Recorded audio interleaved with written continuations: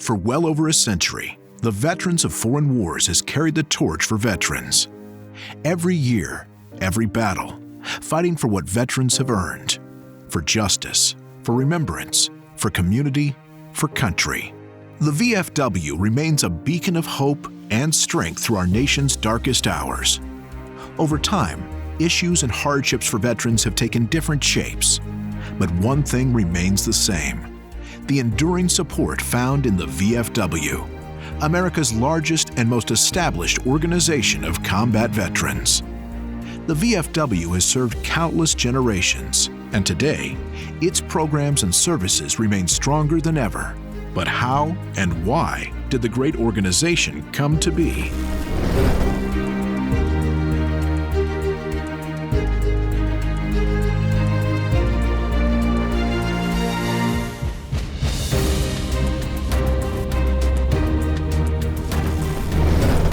In 1898, the Spanish-American War raging in the Philippines and Cuba came to an end. Veterans returned to America, many of them ravaged by diseases and horrifically wounded. Yet they were forgotten by the country they served, sent back with only their discharge pay of $15.60. Small groups of veterans began assembling in posts, demanding change. A country that creates veterans should be prepared to care for them. Veterans soon realized by banding together, one mighty group could be more powerful to fight their injustices. And on August 1st, 1914, this group became the Veterans of Foreign Wars of the United States. At the same time, World War I began, and soon after, 4.7 million Americans answered the call to fight. Back home, women joined forces to support their country, founding the VFW Ladies Auxiliary, raising funds for troops and sending care packages overseas. While at war, service members lobbied for insurance benefits. And to assist returning veterans with obtaining their benefits, the Veterans Service Office in Washington, D.C. was established in 1919, making the VFW the first veterans organization to maintain a permanent location in our nation's capital. Many battles were to come. The 1920s brought a time of remembrance for lives lost in World War I. The VFW Buddy Poppy found its roots during World War I, when Canadian Lieutenant Colonel John McCrae penned the poem "In Flanders Fields," after being inspired by a moment when he looked out over a field of soldiers' graves. The only color in contrast of the sorrowful white crosses was the red of the poppies, set in honor of the lives sacrificed. In 1922, the VFW adopted the Buddy Poppy as its official flower, to symbolize the ultimate sacrifice made by those who defended our country. The VFW began distributing its Buddy Poppy just before Memorial Day in 1922. And since then, poppies continue to be widely distributed on Memorial Day and other patriotic holidays to commemorate our veterans lost in battle. Well after World War I had ended, our veterans were still fighting to find jobs. Military families and widowed and orphaned children were left desperately struggling. To combat these issues, the VFW became involved in several veteran hiring initiatives nationwide. In the Detroit area alone, more than 9,000 veterans were employed as a result of a cooperative project with members of the local community. Further, a local millionaire cattleman learned of the VFW's work and donated 472 acres of his land near Eaton Rapids, Michigan. The idea to use the land to house military widows and families was born, and in March of 1925, a recent widow and her 6 children entered the VFW National Home for Children as its first residence. At this time, active-duty military personnel were paid $30 a month. The VFW strongly backed a proposed bonus for World War I veterans that was passed by Congress, despite a presidential veto by Calvin Coolidge. This was a step in the right direction, but there was a problem. The 20-year paid-up endowment could not be touched when veterans needed it most. Near the same time, the VFW stood by families in distress from natural disasters gifting $10,000 to Mississippi Valley flood victims in 1927, keeping the tradition of lifting up our nation in the most challenging times. The VFW then surpassed expectations by acting as a private corporation to negotiate with Russia in a difficult political climate to bring back the remains of 86 Americans during the Polar Bear expedition. As the stock market crashed in 1929 and the Great Depression devastated the country, veterans demanded their 20-year endowment be paid out, yet Congress ignored them. The 30s were marked with setbacks, but also many triumphs. The VFW helped to create what is now the single largest integrated healthcare network in the country. The Department of Veterans Affairs, a major victory not just for the VFW, but for all of America's veterans. The VFW granted its first $300 scholarship to a Boy Scout, introducing supportive education that would multiply throughout the decades to follow. After putting in 3 years toward the collection of 5 million signatures, the Star-Spangled Banner was passed as the national anthem in 1931, a major victory. The VFW was growing larger and stronger, and proudly set its headquarters in Kansas City, making it centrally located to the veterans it serves. But a shadow loomed over service members and veterans who still received little support from their country. In 1932, veterans in the Bonus Army and the VFW marched for their World War I cash bonus, but faced rejection. The VFW-led Bonus Army charged through difficult protests as active duty servicemen used force to push veterans and their families out of sit-ins and marches for justice. Roosevelt took office and requested Congress cut budgets, hitting veterans and their pensions hard. The VFW fiercely organized and finally won the World War I cash endowment fight in 1936, even after the president's veto. As a result, some $2.4 billion were issued in bonus bonds to World War I veterans. The VFW then succeeded in their aim to have November 11th established as Veterans Day, ensuring a federal holiday to celebrate and honor the sacrifices of those who served.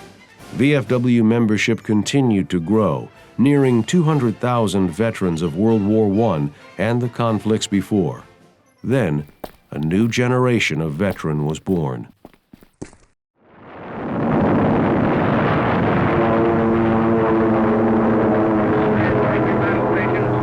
Take your battle stations.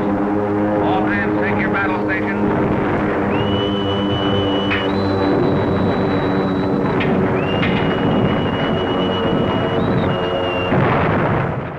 December 7th, 1941, a date which will live in infamy. The population of veterans grew dramatically with 16 million Americans in uniform to fight the imperative fight of World War II. However, VA hospitals weren't equipped to handle their medical needs. The VFW began their campaign for improved VA hospitals, $5 million in mustering out pay from Congress, and the best piece of legislation for veterans to date. On June 22, 1944, the President signed the VFW-supported Servicemen's Readjustment Act, also known as the GI Bill of Rights. Designed to assist veterans of World War II, the GI Bill set up new hospitals, granted low-interest mortgages, and paid for veterans to attend school to achieve a civilian career to support themselves. When veterans finally returned home after defeating the Axis powers in 1945, they were welcomed with better benefits and a plan to restart their lives. Membership soared to over 1.5 million. The VFW celebrated 50 years of advocating for veterans, ensuring their fair benefits, educational goals, and good health. The event garnered participation from many celebrities and high-profile individuals like Bob Hope, President Truman, Dinah Shore, and 1949 Buddy Poppy girl Janice Page.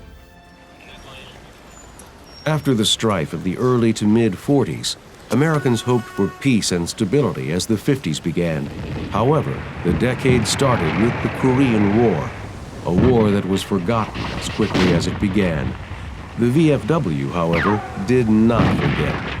VFW posts across the nation rolled up their sleeves, hosting blood drives to get the desperately needed supply to the battle-injured, and successfully advocated for an emergency measure granting Korean War veterans with medical benefits, VA home loans, and extended GI Bill benefits.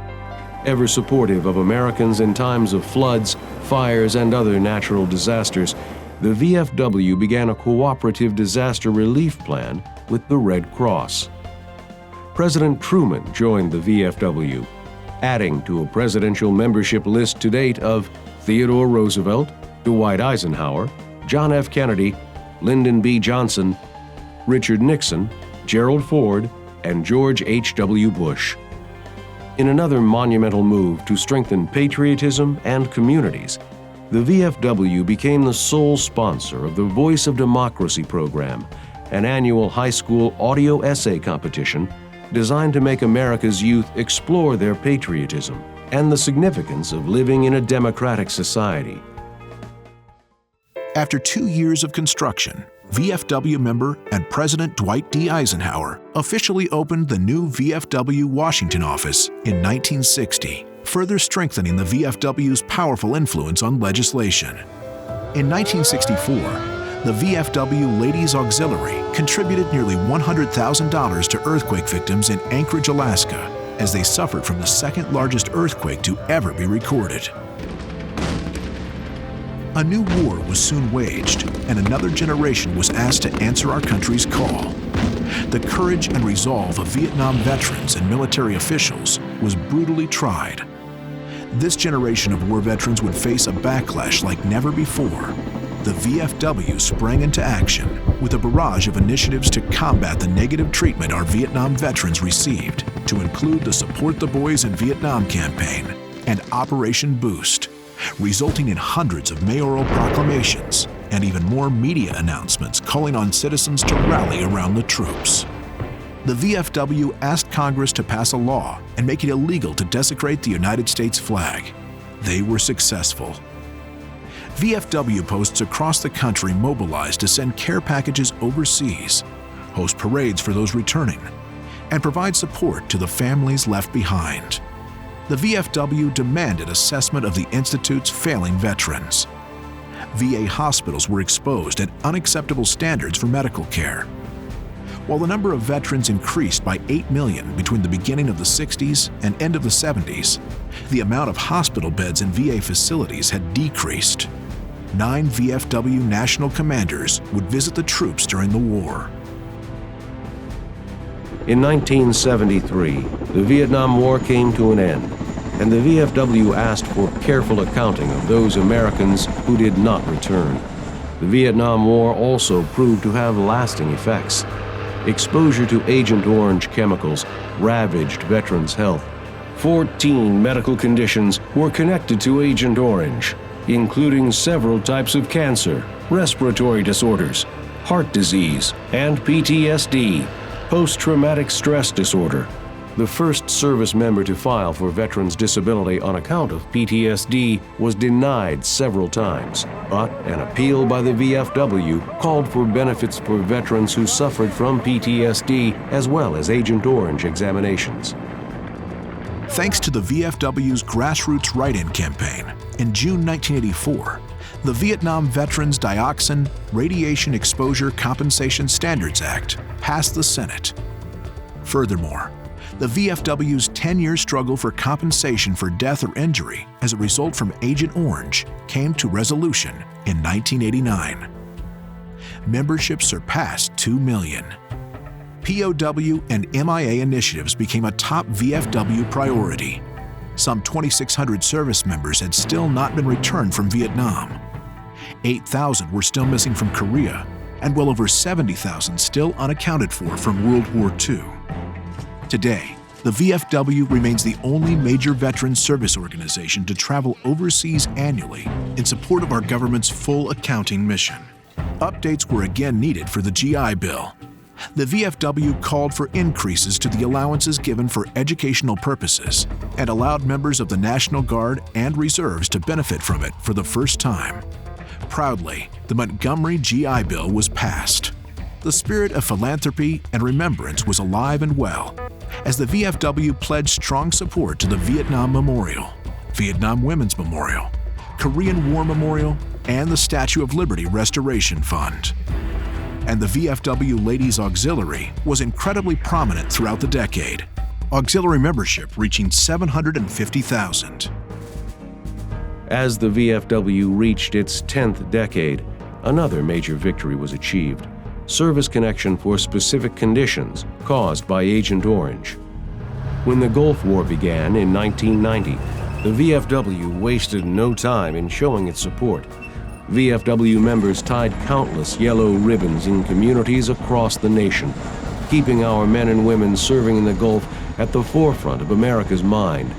It launched campaigns like Operation Hometown, where VFW representatives traveled to Saudi Arabia to distribute 100,000 care packages to troops, and Operation Homecoming, a troop support rally drawing some 75,000 service members and civilians.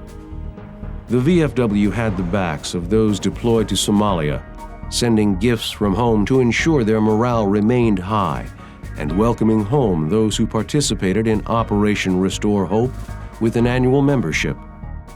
Just 2 years later, the VFW again brought a piece of home to those called to Bosnia, this time to include thousands of Christmas cards.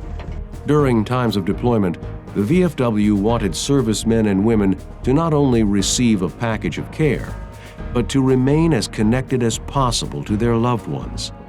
As such, in 1996, Operation Uplink was founded, a program providing free phone calls back home to relieve the struggles of being apart. By this time, VFW youth scholarships soared to over $2.5 million. The VFW celebrated the passage of several pieces of supported legislation. The Buddy Poppy celebrated its 75th anniversary. The VFW set forth a new military assistance program aimed to boost morale by hosting service members and their families at farewell and welcome home events. And relief funds to those stricken by natural disasters had reached $500,000. A worldwide celebration ensued as the VFW celebrated its 100th birthday. The VFW had developed into a multifaceted, global powerhouse for service members, veterans, and their families during its first century. But its resolve would soon be tested.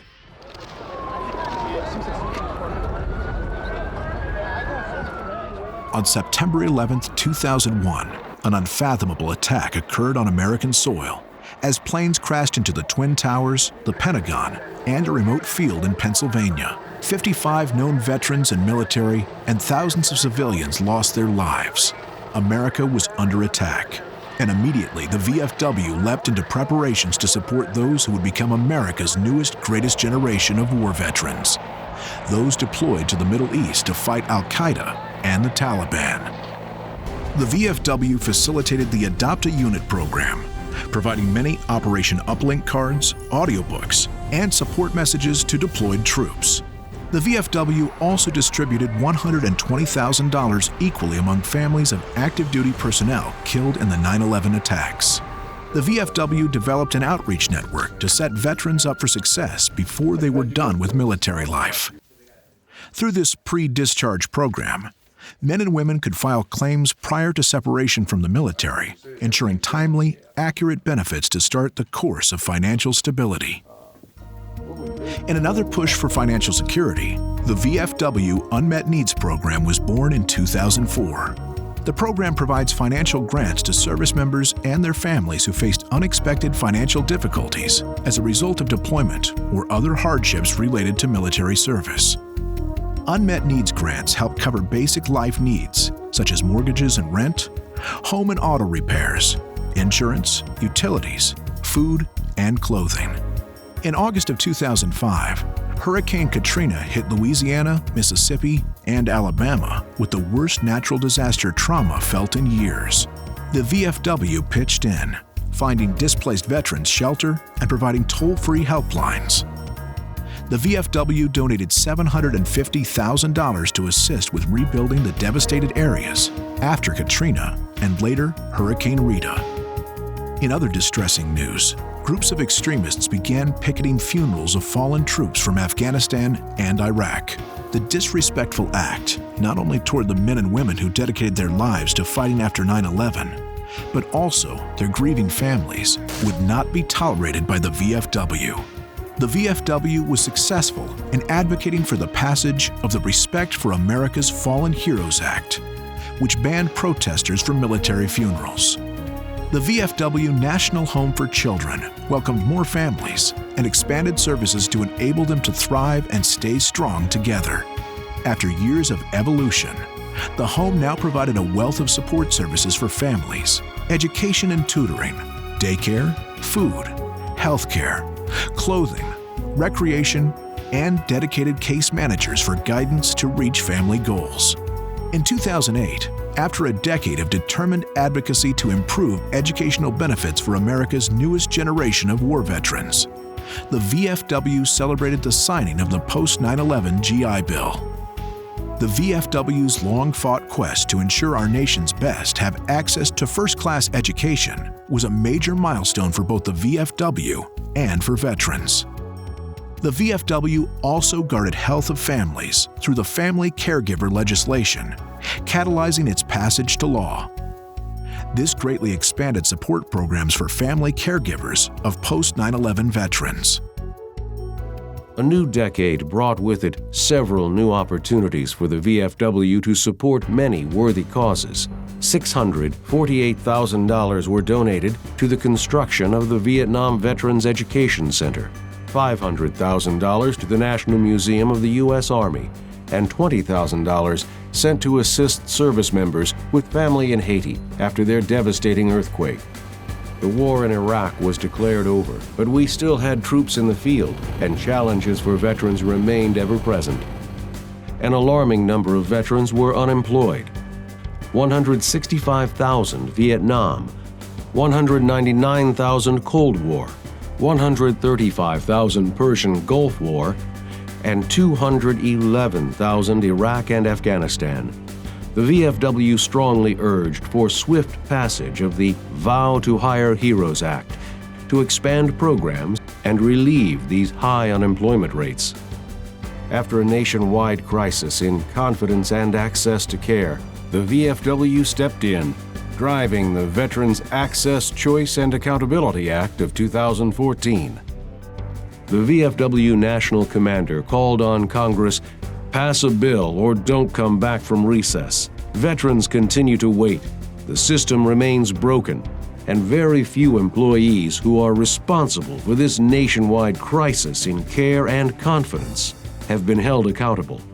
In response, the President signed the bill into law, providing the VA with an additional $15 billion in emergency funding to make sure veterans would not be forced to wait months for care. The VA started hiring more physicians, nurses, and clerical staff, and increased space to regain veterans' trust. In 2015, the Ladies Auxiliary changed its operation model to reflect today's military family by changing its eligibility requirements and dropping ladies from its name. Now, men and women of the auxiliary would work alongside VFW members to distribute millions in monetary aid for veterans and volunteer 9 million hours annually in VA medical centers and communities across the globe. In 2016, the VFW brought new national attention to another key issue: veterans' mental health. Through the nationwide and ongoing VFW Mental Wellness Campaign, the VFW reminds veterans they're not alone and works to combat the stigma of mental illness among our nation's defenders. The VFW remained close by to assist with veterans' most pressing needs. 2017 saw a record year in VFW unmet needs grants. Over $2 million in financial assistance grants were given to nearly 900 military and veterans families. In comparison, the previous year gifted $550,000 to 184 families. The VFW has contributed nearly $10 million to memorials recognizing the service and sacrifice of veterans from World War I through Desert Storm. And we are supportive of the new Global War on Terrorism Memorial to recognize almost 3 million Americans who have shouldered the wars in Iraq, Afghanistan, Syria, and elsewhere. In 2017, the Forever GI Bill was passed, improving on the post-9/11 GI Bill. This bill had an unparalleled impact on America's service members, veterans, and their families by expanding coverage to Purple Heart recipients who didn't have the requisite years of active service, veterans who attended schools which closed abruptly, involuntarily activated reservists and Guards members, and surviving family members. The 2017 Forever GI Bill also eliminated the 15-year use or lose limitation. Now veterans have a lifetime to use their GI Bill benefits.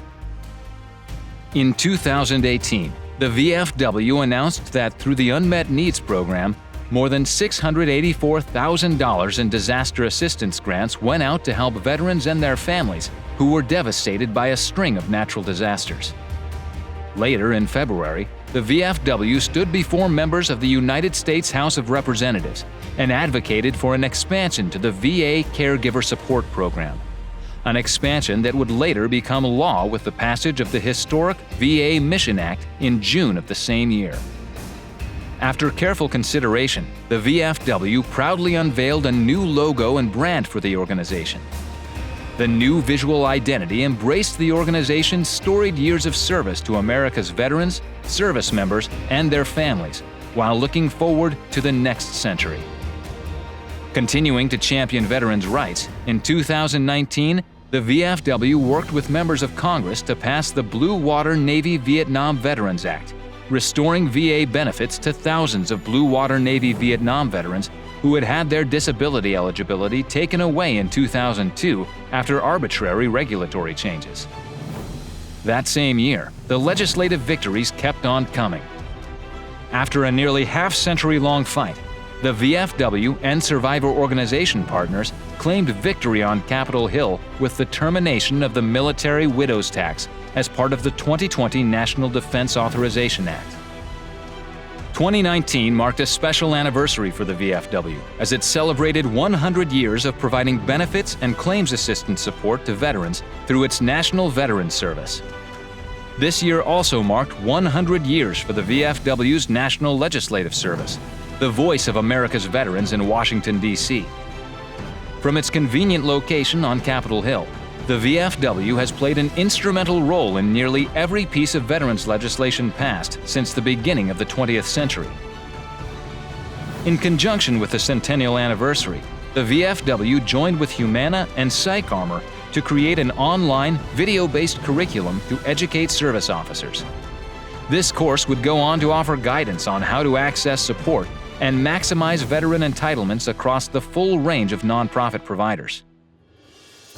Then, in March of 2020, the COVID-19 pandemic hit. This exacerbated the already present issues in providing care and relief to America's veterans, so the VFW worked tirelessly to lobby members of Congress to pass several key pieces of legislation to ease the burden on veterans. While many closed their doors, the VFW transitioned to working remotely and continued to serve our nation's veterans, and local VFW posts stepped up to help their communities, many acting as supply gathering and distribution sites, enhancing their buddy check systems to reach those in isolation, and working to fill any community gaps opened up by the pandemic. The VFW's National Legislative Service worked throughout 2020 on COVID relief packages to protect and enhance dozens of veterans' benefit programs. And the pandemic wouldn't stop the VFW from celebrating its members' continued service, as 2020 marked the launch of the VFW's now iconic Still Serving campaign. Still Serving showcases countless examples of how veterans continue to live a life of service even after taking off the uniform. Also during this time, the VFW and the VFW Foundation provided over $1 million in grants to boost post and auxiliary post operations, and the VFW Foundation would celebrate its 25-year anniversary. In 2022, the VFW launched its inaugural Day of Service, with hundreds of VFW posts around the nation signing on to host veteran-led community service projects and events, showcasing the best of the VFW spirit.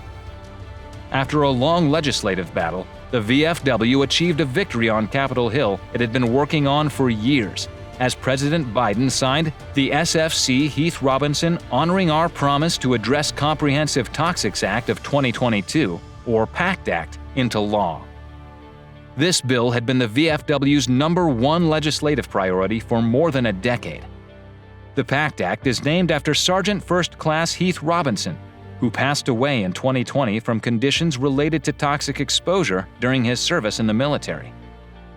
The bill expanded health care for generations of veterans who until that moment had the burden of proving their conditions or illness was a result of service-connected exposure to toxic substances or environments, such as the burn pits many post-9/11 veterans were exposed to during deployments to Iraq and Afghanistan. The bill enacted VA provisions for 23 conditions of rare respiratory diseases and cancers. For almost a week leading up to the final vote, VFW members, PACT Act advocates, and other veterans held a fire watch on the grounds of the U.S. Capitol, holding a constant vigil for 6 straight days until it was announced the bill had finally passed. The passage of the PACT Act was the largest health care and benefit expansion in VA history to date. But with the PACT Act's passing, a new challenge emerged. A wave of predatory claim sharks emerged, claiming to help veterans get their benefits, but in exchange for a hefty fee. The VFW immediately launched a sweeping informational campaign to combat the claim sharks' efforts, which included a new streamlined website, pactactinfo.org, aimed at educating veterans that applying for their benefits should always be free, and to make sure they are using a VFW-accredited service officer to help. The VFW continues to keep the pressure on against claim sharks by exposing their misleading promises and predatory tactics, and advocating for legislation to shut them down for good. With the worldwide COVID-19 pandemic finally waning in the spring of 2023, VFW national leadership returned to Southeast Asia for the first time in 4 years, visiting Thailand, Laos, and Vietnam to gain first-hand knowledge and insight into Defense POW MIA accounting agency operations and reconnect with VFW members overseas. This coincided with a visit to Poland earlier that year as a part of the VFW's ongoing show of support for forward-deployed service members in Eastern Europe. And as the VFW continued its work outside of the United States, it officially instituted VFW Post 12225, re-establishing a permanent location on Naval Station Guantanamo Bay, and 2 new posts in the Philippines, Post 12224 in Puerto Princesa City in Palawan Province, and Post 12231 in Manila, bringing VFW programs and resources directly to veterans, service members, and other members of the military community. In the fall of 2023, the VFW announced the launch of its gaming community, Combat Tested Gaming, aimed at providing a new platform for veterans to build camaraderie and combat feelings of isolation through online gaming. The veteran community immediately took notice, and Combat Tested Gaming quickly became a standout gaming platform in the veteran gaming community. In 2024, the VFW entered into its 125th year of service to veterans, celebrating a legacy of impact and achievements that will continue to positively impact the lives of all future generations of veterans forever. From its humble beginnings, the VFW has demanded change and fought for improved quality of life for veterans, service members, and their families after war in every way. Now, well into its 2nd century of service to others, the VFW remains a pillar of support in communities around the world and a guiding example to America's youth. The VFW propels our country's military personnel forward and stands by with a close watch on legislation that affects them. The VFW unites a nation, and today remains stronger and more relevant than ever to every American who has put on the uniform of our great nation. Creating change is tough work, but no one is more prepared to work harder to make change happen than the VFW. When the next issue arises for those who have fought for this country's freedom, the VFW will continue to fight alongside them like we have since our inception, because no one does more for veterans.